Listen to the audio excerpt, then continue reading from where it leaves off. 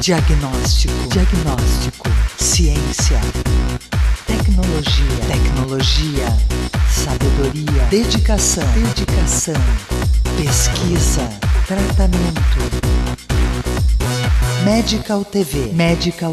A vida e a medicina. Com o tema zoonoses e nossos pets. As principais zoonoses, que são as doenças transmitidas dos animais para o ser humano, acho que a gente pode enumerar como as parasitoses, os vermes intestinais, os parasitas cutâneos, como pulga, carrapato e sarna, toxoplasmose, leishmaniose, leptospirose, bicho geográfico, que também é um parasita externo, mononucleose, transmitida pelo pombo, algumas doenças fúngicas, como as dermatofitoses, que são os fungos de pele, ou esporotricose, que é um fungo linfático e que pode se alastrar pela pele, que também é transmitida pelo animal. Um gato infectado pode transmitir para o ser humano. Bom, a grande manifestação da alergia nos pacientes relacionada aos animais é respiratória.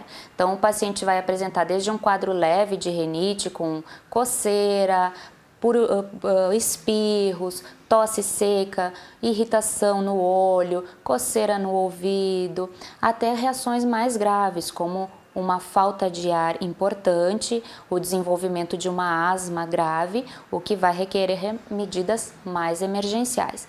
Então, o paciente alérgico ele deve sempre ser tratado. Ele deve procurar o seu médico, ele deve receber uma orientação quanto à preservação do seu ambiente e receber o tratamento adequado de acordo com a gravidade do seu quadro.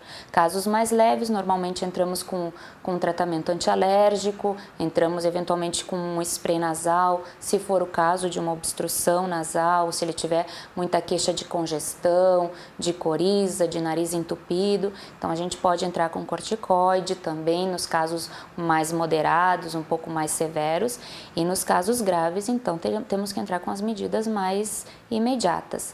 A asma tem sempre que ser observada, então muitas vezes aquela tosse crônica, seca, que incomoda, que perturba o paciente o tempo todo, o chiado no peito, a falta de ar, também a gente tem que dar atenção para esse fator que possa estar causando esse quadro. Começando com a leptospirose, uma doença transmitida pelo rato. Ela é muito comum em áreas de alagamento, quando a gente tem enchentes, coisas assim, as pessoas se contaminarem com essa água contaminada. Infelizmente, o cão também pode ser passível de contaminação, principalmente naqueles cães que moram em pátio. As pessoas acabam deixando a ração à disposição do cachorro durante o dia, o rato sente o cheiro da comida, vai lá, se alimenta da ração, ao se alimentar da ração, ele já urina na ração. E o cão, sem vacina, acaba se contaminando. Ao dono vai limpar o xixi do cachorro, vai ter o contato com esse cachorro, ele vai se contaminar com a leptospirose. Em períodos de enchente, então nós temos aquela água parada, principalmente os trabalhadores que recolhem lixo, certo? Eles entram em contato com esses depósitos de água e nisso pode ter urina de rato também. Então se cortam pegando lixo e através desses ferimentos, que acontece? A mucosa perde sua integridade, esses materiais contaminados fazem com que a bactéria, uma espiroqueta, a leptospira, causador da leptospirose, entre em contato com a nossa circulação e cause a doença. Essa doença é uma doença aguda e que geralmente causa problemas a nível hepático, a nível de coagulação e outros sistemas do organismo. Uma doença aguda e grave que pode levar ao óbito. Geralmente está ligada a locais de grande infestação de ratos, então situações como nós tivemos há um tempo atrás, de enxurradas, de enchentes, onde há uma proliferação maior desses animais ou eles saem de seus habitats e entram mais em contato com os seres humanos, acontecem mais casos. É uma doença febril, uma febre alta, aguda, dores no músculo, dores pelo corpo, certo? E quando se pensa em leptospirose, nós deveríamos iniciar com um tratamento principalmente nos primeiros 7 dias, para ter maior efetividade. A gente trata com a penicilina, certo? E os quadros podem também se autorresolver. Não quer dizer que todo contato com a leptospirose vai precisar de tomar antibiótico. Dependendo da fase do diagnóstico, às vezes a gente só observa. Com certeza o rato é o vilão da história da leptospira, então também, lógico, o manejo, incluindo o controle com raticidas na propriedade, é sempre bem importante também para evitar o início do ciclo. Então, mesmo que seja retirado todos os ratos de uma casa, ou todos os pombos de uma casa, enfim, né, seja eles eliminando através de utilização de venenos, alguma coisa que tu mate esses animais, ou tirando dali, levando para outro local, se as condições daquele ambiente persistirem, alimento exposto no terreno, o acesso no telhado, lugares para fazer ninhos, possivelmente outros vão voltar, outros vão utilizar aquele lugar e vai ter uma nova reinfestação. São os animais sinantrópicos, que são os animais que moram perto da onde a gente mora, próximo das nossas casas, mas que muitas vezes a gente não quer que eles fiquem ali, mas eles se aproximam. Então eles vivem no nosso meio, mesmo que a gente não queira. Diferente do animal doméstico, que esse vive porque a gente quer que eles vivam conosco, né? Então nos animais sinantrópicos a gente encontra muito a questão do quê? Do rato, das pombas, dos morcegos, de mosquitos, moscas. Com relação às infestações, que é o mais comum, que é o mais problemático, digamos assim, que a gente percebe, que geralmente é infestação de rato, infestação de pombos, enfim, e mosquitos, enfim, geralmente eles estão ligados com questão de abrigo, acesso, alimentos e água. Então, esses animais aí, por que eles vivem próximos da onde a gente vive? Porque a gente gera esses benefícios para eles, né? Por exemplo, morcegos.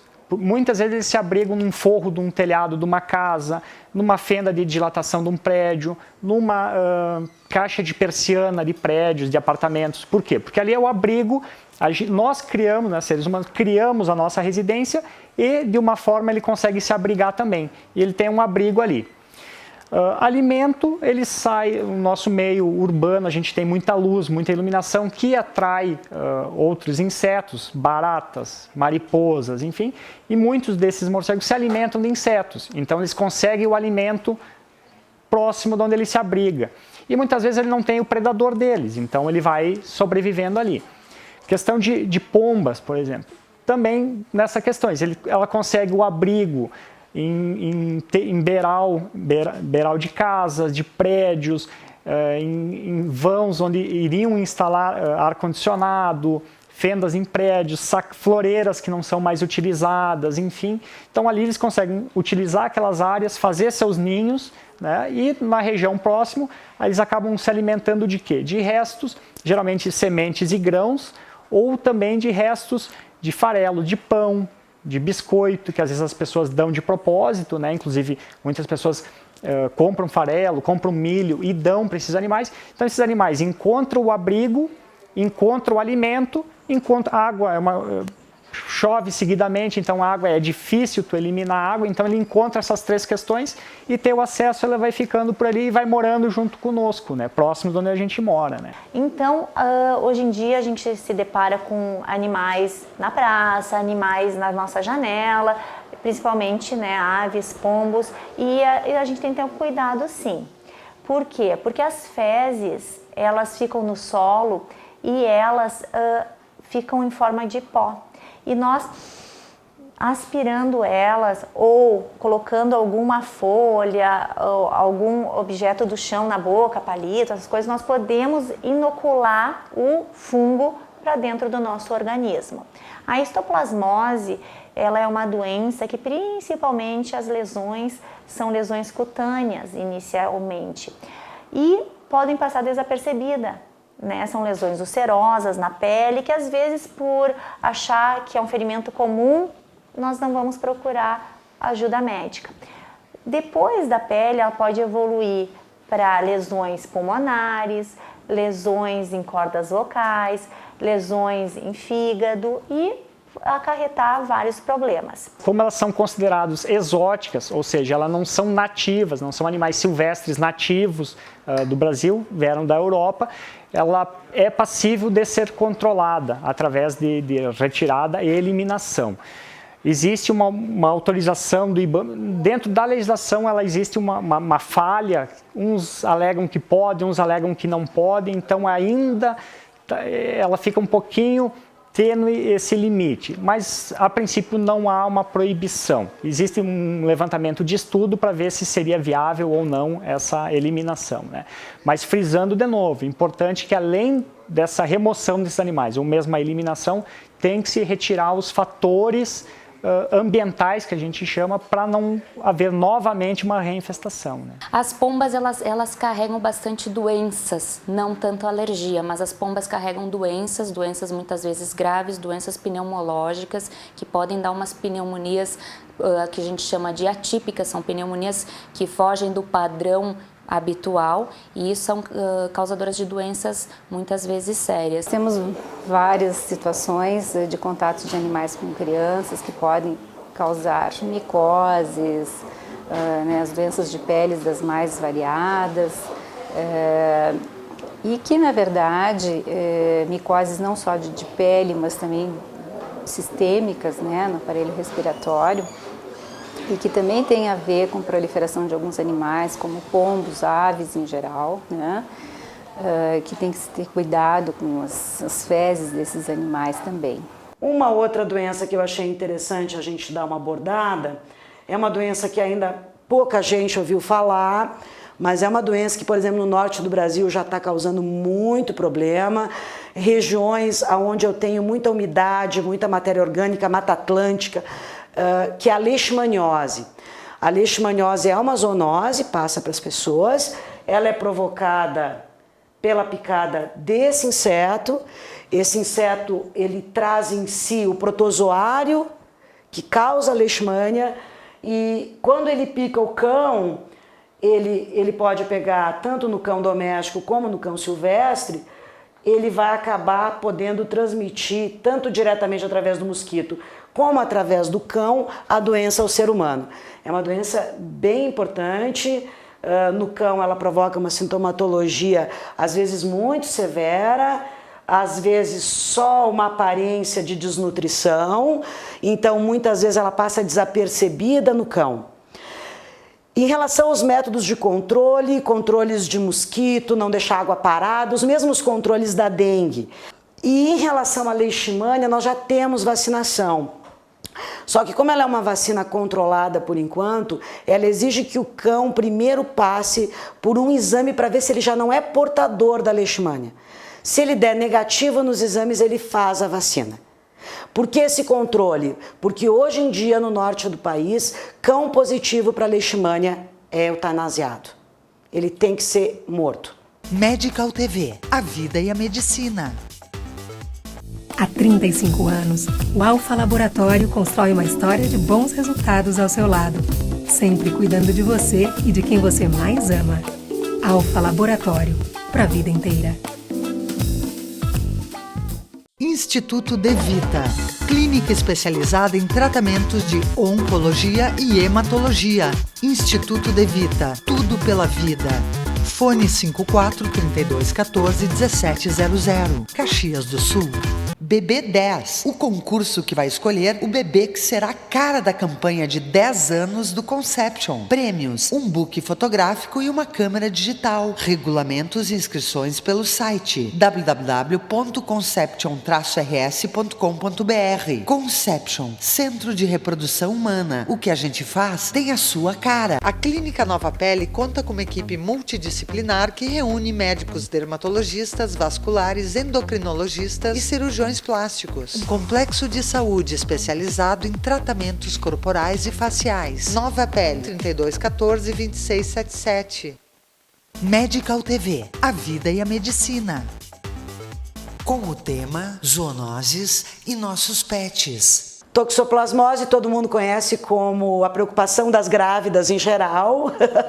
E eu mesmo, com 2 gestações, eu sou soro negativo para toxoplasma. As 2 gestações foram monitoradas, tenho controle direto com felinos e sou soro negativo. Tá? Então, desmistificar um pouco essa situação, toxoplasmose pega através do gato. O gato é tão vítima como a mulher nessa situação. Então, a toxoplasmose, a gente pode pegar através da ingesta por verdura mal lavada, por carne mal passada, ou ao manipular fezes de gatos positivos. Então, haveria uma necessidade de uma falta de cuidado higiênico muito grande para que a gente pegasse do gato e não dessas outras 2 formas de adquirir a doença. Eu faço parte de uma família que é adoradora de gatos já desde 3 gerações. E aí eu tenho gatos já há 8 anos, hoje são 3. Temos o Zig, que é um persa e de raça específica, que acaba sendo mais um objeto de decoração, que não é um gato que interage tanto com a gente. E aí depois dele eu busquei outros 2 que são de rua, que daí sim são os divertidos, os vira-latas, os sem raça definida. E a nossa maior admiração pelos gatos é justamente em função do histórico com relação à saúde e à convivência com o ser humano, porque o gato foi o primeiro animal domesticado na história da humanidade, justamente em função do advento da agricultura, que daí, como o gato era predador de roedores, de ratos, quando começou a armazenagem de grãos, aí a população humana passou a trocar favores com os gatos e tê-los em casa, para que eles pudessem justamente comer os roedores e evitar pragas nas plantações. E aí, na Idade Média, ou não, durante toda a Idade Antiga, os gatos foram super valorizados, tanto no Egito como no Oriente Médio em geral. Valorizavam os gatos pelo serviço que eles prestavam com relação à questão de serem predadores de roedores e de pestes e pragas em geral. E aí, com a Inquisição depois, os gatos acabaram sendo tidos como animais do demônio ou ou de religiões pagãs, porque justamente antes eles eram dos egípcios, que tinham seus deuses específicos, os romanos e os gregos, que tinham os outros deuses que não eram conforme a religião cristã. E aí a Inquisição condenou os gatos e os gatos foram exterminados da Europa em geral, o que acabou proliferando o número de ratos e fazendo com que houvesse a peste bubônica, que matou 1/3 da humanidade e da população da época. Então é uma ironia essa discriminação com o gato em função de doença, porque o gato, inclusive, evitou que grandes pestes fossem proliferadas na história da humanidade. Mas, até por exemplo, a gente quando foi a Istambul, que é a Turquia, é um país que, pela influência islâmica, não se deixou levar pela Inquisição e que sempre valorizou os gatos e que não teve a população abatida pela peste bubônica. Claro, o gato tem essa questão da toxoplasmose, que é um tabu, que todo mundo fala muito, pelo contato com as fezes e por ser predador. A gente aqui em casa, por mais higiene que tenha, eles acabam tendo esse instinto de caça e sempre trazem, em épocas, quando conseguem, quando podem, um ratinho de presente para a mamãe, um passarinho de presente para a mamãe e tal. Mesmo com ração e com toda a possibilidade que tem de qualidade de vida. Então, em função do contato com a carne crua, as fezes deles podem transmitir a tal da toxoplasmose. A gente tem gato aqui há 8 anos, eu já testei 2 vezes, já fiz o teste, sou negativa para toxoplasmose. A gente tem, claro, higiene com relação à caixinha do gato, às fezes, ao tratamento que se dá à urina e aos dejetos deles. Porque eles, claro, sempre vão utilizar a areia, a caixinha de areia, ou no jardim, a grama, a terra, o lugar em que eles estiverem. Porque eles enterram, né? Isso é nato e é instintivo do gato.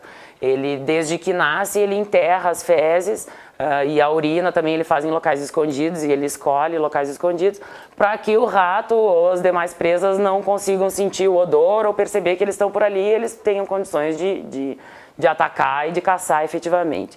Então, a gente sempre cuida na caixinha de areia ou nos lugares em que a gente tem no jardim, que eles fazem algum tipo de dejeto para não ter problema com relação à doença. Mas o gato continua sendo um dos vilões apontados na história. Realmente o ciclo é bastante complexo, o ciclo da toxoplasmose, e a gente tem o gato como hospedeiro intermediário. O bichinho vai ter que passar pelo gato para se tornar ativo e aí então poder infectar uma pessoa. Menos frequente, ela pode dar sintomas. E quais são esses sintomas? Caroços no pescoço, que são as ínguas, são os linfonodos, certo? Pode dar febre, pode dar dor no corpo, pode dar mal-estar e às vezes a gente vai atrás desses sintomas e acaba fazendo o diagnóstico, mas normalmente são sintomas que passam desapercebidos. A toxoplasmose é transmitida por um parasita, basicamente pelas fezes de gatos. Só que essas fezes podem estar depositadas em muitos locais, como por exemplo perto de um poço de água, e se houver uma época, uma temporada de seca, esses cistos das fezes dos gatos podem contaminar a água.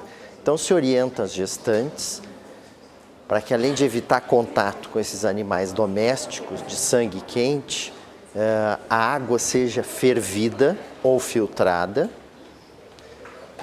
os alimentos bem cozidos, porque eles podem ser contaminados no solo, não que diretamente, mas indiretamente, vegetais, frutas têm de ser bem lavadas, porque é uma possibilidade de contágio.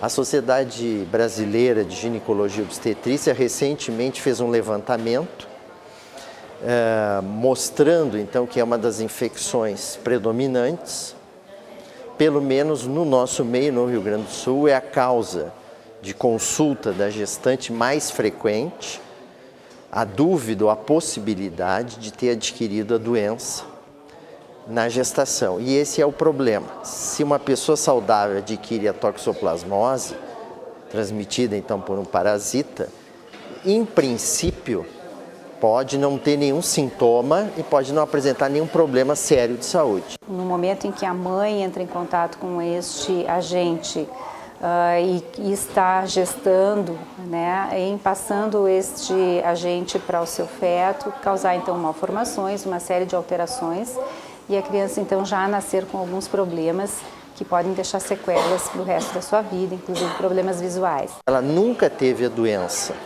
e vem a estar grávida, e aí tem pela primeira vez o contato com o parasita, nesse momento reside o risco desse parasita atravessar a placenta e atingir o bebê, ocasionando doenças graves. Doenças graves que a gente fala são problemas de visão, podendo levar a cegueira, de audição e mesmo de infecções do cérebro, podendo levar a uma encefalite e até uma morte fetal intrauterina ou sequelas extremamente graves.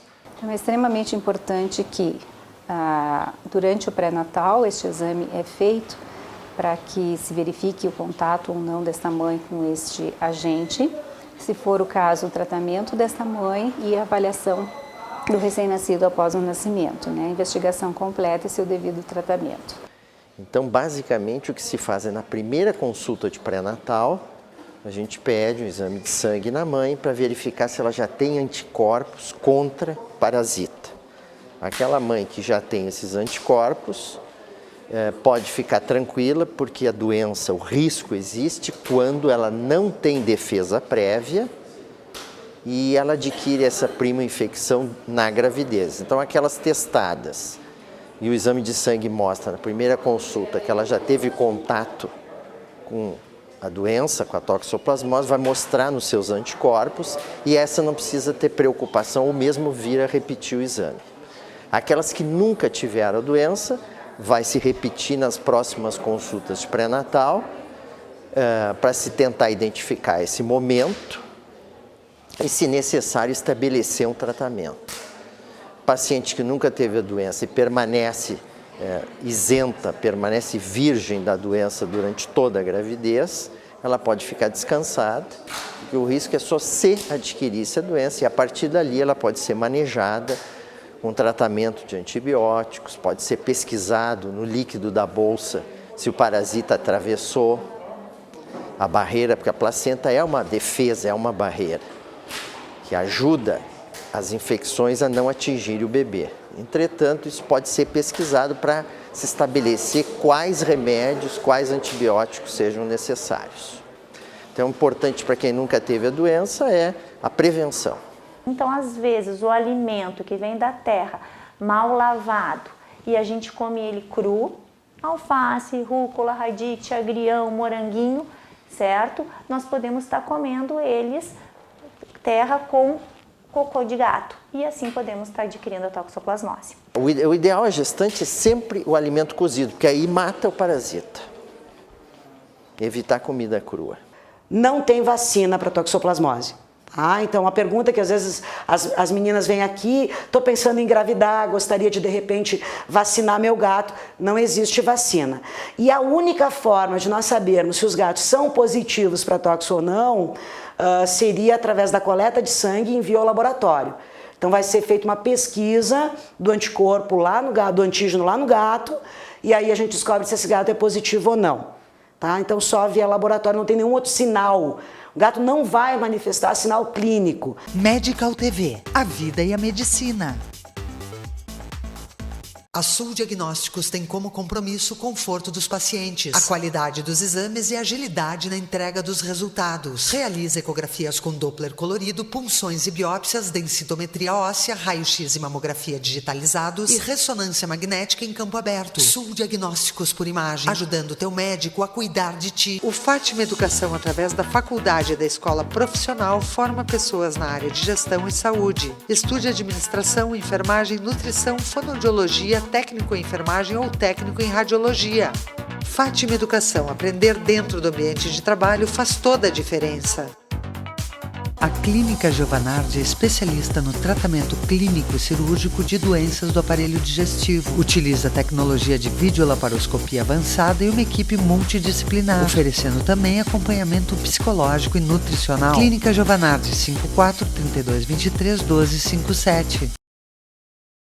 Leonardo Weissheimer, cirurgião plástico, cirurgia estética de nariz, face, mama e contorno corporal.